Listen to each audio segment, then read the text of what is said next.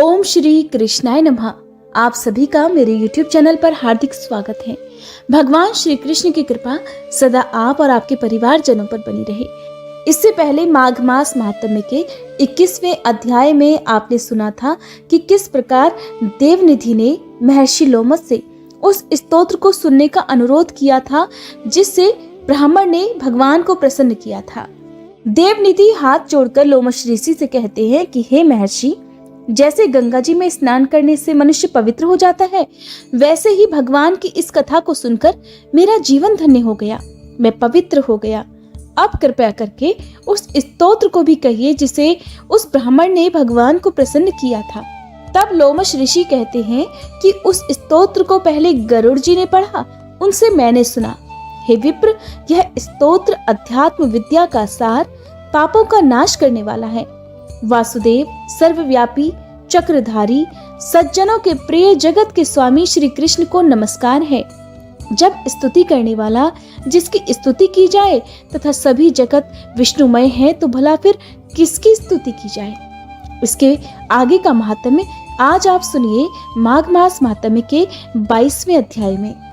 लोमश ऋषि कहते हैं कि जिस भगवान के श्वास वेद हैं, फिर कौन सी स्तुति उनकी प्रसन्नता के लिए की जा सकती है, जिसको वेद नहीं जान सकते, न वाणी न मन जान सकता है। उसकी स्तुति में अज्ञानी कर ही क्या सकता है। सारा चर अचर संसार जिसकी माया से चक्र की भांति घूम रहा है, इसी से हे प्रभु आप चक्रधारी कहलाते हो।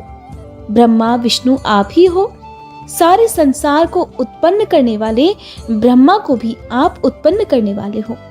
जब जीव शरीर को धारण करता है, तब उसमें ज्ञान उत्पन्न होता है। तुम सब सुखों के दाता हो, इसमें कोई संदेह नहीं। आपसे संपूर्ण सुखों को देने वाली बुद्धि उत्पन्न होती है। आप ही 5 कर्मेंद्रिय, 5 महाभूत तथा मन के विविध भाव हो। श्री ब्रह्मा जी, विष्णु, रुद्र की कल्पना से आप संसार की कल्पना इसी प्रकार करते हो जैसे पिता पुत्री की। कवियों में जो रूप शोभा देता है, उन निर्गुण विष्णु भगवान को मैं नमस्कार करता हूँ, जिसमें ज्ञान रखने से श्रुतियों में कहे हुए कर्मों को लोग करते हैं। उस परम ब्रह्म को मैं नमस्कार करता हूँ। मैं उस सतरूप हरि को, जिसको योगी लोग सब प्राणियों में आत्म रूप में देखते हैं, उपासना करते हैं, जिसको अद्वैत कहते हुए गाते हैं और यज्ञ करते हैं, उस माधव भगवान को मैं नमस्कार करता हूँ। मनुष्यों को माया और मोह में पैदा हुए विचित्र आभास, अहंकार तथा ममता को जानकर खो देते हैं, उन भगवान को मैं नमस्कार करता हूँ। इस संसार में मनुष्यों के मोह रूपी वायु से सदा भभकने वाली ज्वाला आपके चरण कमल की छाया पहुँचने से नहीं जलाती, जिसके स्मरण मात्र से ही मोह, अज्ञान, रोग, दुख दूर हो जाते हैं। उस अनंत रूप को मैं नमस्कार करता हूँ, जिसमें मिल जाने पर और किसी दूसरे की इच्छा नहीं रहती, जिसको जानकर अद्वैतवादी आत्मा को देखते हैं। यदि विष्णु शब्द का अर्थ और उसके विषय का ज्ञान एक ही होता, तो इस सत्य से हे माधव, इस संसार की माया में फंसकर तुम्हारे ही ध्यान में रत रहता। यदि वेदांत दर्शन में भगवान सारे संसार में व्याप्त हैं, तो इसी सत्य से भगवान में भरी निर्विघ्न भक्ति हो, जो बीज नहीं है तो भी बिना बीज के स्वयं विद्यमान है, सो वह विष्णु भगवान रूपी रंग से हमारे बीज के टुकड़े टुकड़े को, जो सृष्टि, स्थिति और लय के लिए ब्रह्मा, विष्णु और महेश 3 रूप धारण करते हैं और कार्य में सत्य, रज और तम इन तीनों गुणों में विद्यमान है, वह भगवान यदि मुझ पर प्रसन्न हो, जो प्राणियों के हृदय रूपी मंदिर में निर्मल देव वास करते हैं, वह भगवान मुझ पर प्रसन्न हो, जो अविद्यापूर्ण संसार का त्याग करता है। जगतमय आप हो, आपका बनाया हुआ विश्व आनंद करता है। आपके त्याग करने पर अपवित्र हो जाता है और उसका साथ रहने पर तुम भी उसके साथ बने रहते हो। विकार रहित, जिनके चारवाक पंचभूत योग से पैदा हुआ चैतन्य मानते हुए उपासना करते हैं। जैन लोग आपको शरीर का परिणाम मानते हैं और सांख्यवादी तुम्ही को प्रकृति से परे पुरुष मानकर ध्यान करते हैं। जन्म इत्यादि से रहित चैतन्य रूप सदा आनंद स्वरूप उपनिषद जिसकी महिमा गाते हैं। आकाश आदि पंच महाभूत, देह, मन, बुद्धि, इंद्रियां सब कुछ तुम ही हो। तुमसे अलग और कुछ नहीं। तुम ही सब प्राणियों को उत्पन्न करने वाले हो और मुझको शरण देने वाले हो। तुम अग्नि, रवि, इंद्र, होम, मंत्र, क्रिया तथा फल सब तुम ही हो।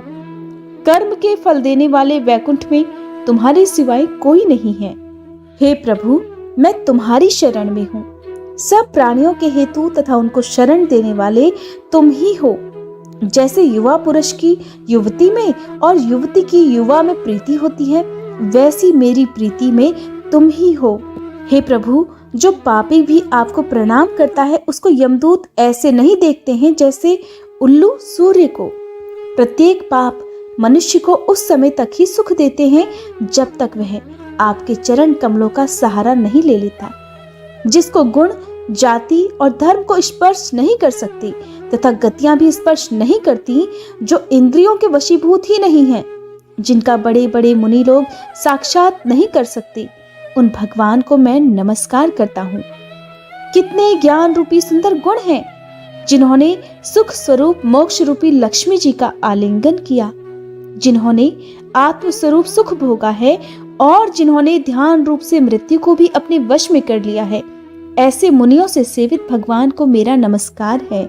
जो जन्म मरण आदि से अलग हैं, जिनको काम, क्रोध आदि दोष दुख नहीं देते, उन वासुदेव भगवान को मैं नमस्कार करता हूँ। जिनके ज्ञान की गति से अविद्या रूपी मल शुद्ध हो जाता है, जिनके ज्ञान रूपी शस्त्र से संसार रूपी शत्रु का नाश हो जाता है, उन दुखों के नाश करने वाले को मैं नमस्कार करता हूँ। जिस प्रकार सब स्थावर जंगम संसार को उत्पन्न करते हैं, इसी सत्य से भगवान मुझे भी दर्शन दे। इस प्रकार उसकी सच्ची भक्ति देखकर भगवान ने प्रसन्न होकर उस ब्राह्मण को दर्शन दिए और ब्राह्मण की स्तुति से प्रसन्न होकर तथा उसको वरदान देकर भगवान वहां से अंतर्ध्यान हो गए और वह ब्राह्मण कृतकृत्य होकर भगवान में ही लीन हो गया और फिर अपने शिष्यों के साथ स्तोत्र पढ़ता हुआ तपोवन में ही रहने लगा। जो कोई स्तोत्र को पढ़ता अथवा सुनता है, उसकी बुद्धि पाप में नहीं लगती और न ही बुरा फल देखता है। इसके कीर्तन से मनुष्यों की बुद्धि, मन और इंद्रियां स्वस्थ हो जाती हैं। जो भक्ति पूर्वक इसके अर्थ को विचार कर इसका जप करता है, वह वैष्णव पद को प्राप्त होता है। इस स्तोत्र के सदैव पढ़ने से मनोवांछित कार्य सिद्ध हो जाते हैं। मनुष्य सुपुत्र पाता है और धन, पराक्रम और चिरायु को प्राप्त करता है। इसके पाठ से बुद्धि, धन, यश, कीर्ति, ज्ञान और धर्म बढ़ते हैं। दुष्ट ग्रहों की शांति होती है। ये व्याधियों और अनिष्टों को दूर करता है, दुर्गति से ताड़ता है।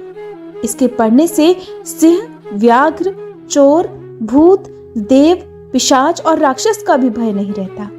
जो भगवान का पूजन करके इस स्तोत्र को पढ़ता है, वह पापों से ऐसे ही अलग रहता है जैसे जल पंख से कमल। जो इस स्तोत्र को 1 काल, 2 काल या 3 काल पढ़ता है, अर्थात एक समय दिन के 2 या फिर तीनों पहर पढ़ता है, वह अक्षय फल प्राप्त करता है। जो मनुष्य प्रातःकाल इस स्तोत्र का पाठ करता है, वह इस लोक और परलोक में अक्षय सुख प्राप्त करता है। वेद द्युति का बनाया हुआ यह स्तोत्र भगवान को अत्यंत प्रिय है और भगवान के दर्शन कराने वाला है। योग सागर नाम का यह स्तोत्र परम पवित्र है। जो कोई भक्ति पूर्वक इसको पढ़ता है, वह विष्णु लोक को जाता है। हरे कृष्णा। आज का अध्याय संपूर्ण हुआ। इसके अगले अध्याय में आप जानेंगे कि किस प्रकार लोमश ऋषि ने पिशाच के मोक्ष की कथा भी देवनिधि को सुनाई। उम्मीद करती हूँ आज की ये वीडियो भी आपको पसंद आई होगी और आज भी इस वीडियो में मेरी आवाज़ बहुत कम हो सकता है आपको आ रही होगी, लेकिन अगली वीडियो से आपको मेरी आवाज़ प्रॉपर आने लगेगी। जैसा कि मैंने आपको कल भी बताया था कि मेरे जो माइक है उसमें गड़बड़ी हो गई है, जिसके कारण आप लोगों तक मेरी आवाज़ ठीक से नहीं पहुंच रही है। हो सकता है कि आवाज़ भी कम होगी, लेकिन इसके लिए हो सके तो आप मुझे क्षमा कीजिएगा। अगली बार से अगली वीडियो में आपको प्रॉपर पहले की तरह ही आवाज़ आने लगेगी। अगर आज की ये वीडियो आपको पसंद आई हो तो वीडियो को लाइक करके कमेंट बॉक्स में राधे राधे लिखना मत भूलिएगा।